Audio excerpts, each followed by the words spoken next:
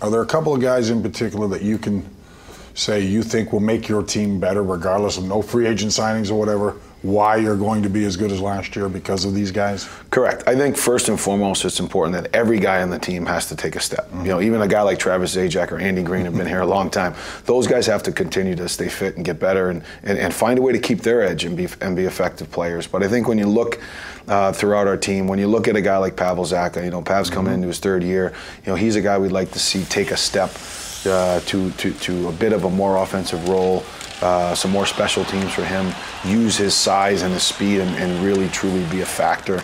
And you know, when you can have strength down the middle, you have Nico and you have Travis, we're looking for Pav to take a step.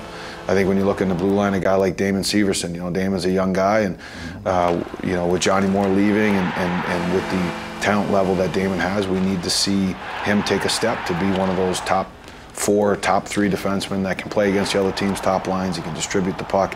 He can eat those hard minutes, and that allows you to maybe to bring some other guys along at the same time. The goaltending situation, obviously, Corey Schneider last year had an injury. Well, all of a sudden, the spotlight is thrust upon Keith Kincaid, and he did everything and then some. Does that give you more confidence coming into this year in Keith Kincaid and in the goaltending position, with Corey maybe not being ready for the start of the year?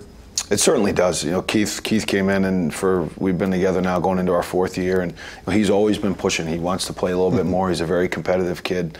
His work habits have really improved. His maturity level of being a teammate, his maturity level of being a pro, and being prepared every day, and how he works at his game and getting himself prepared to be able to take a starter's role was important for him. And then going through it last year of having to play back-to-backs in multiple games and understanding the mental wear and tear and the physical wear and tear and being ready to be an everyday NHL starter, and particularly in a tight playoff race to be able to get in. So it's nice, I think, that he learned those things. I know he's had a really strong summer. He's excited to come back this year. There's certainly an opportunity for him to take the reins right off the bat. You had a successful regular season, certainly, last year, and a playoff experience. Not many people expected that from you, Coach. Going into this year, the bar is raised. What can we expect from this year's New Jersey Devils? Well, for us, the bar is raised internally about what our process is, and we need to make sure that, you know, as we told all the players, all the coaches, our general manager, we all need to come back this year better, more prepared, focused to be able to take a step. But what are our benchmarks? We want to be a difficult team to play against. We want to be a stronger team defensively. We need to make sure that we have guys that are going to give us an opportunity to win every night, and we want to put ourselves in position to be able to compete at the end of the year.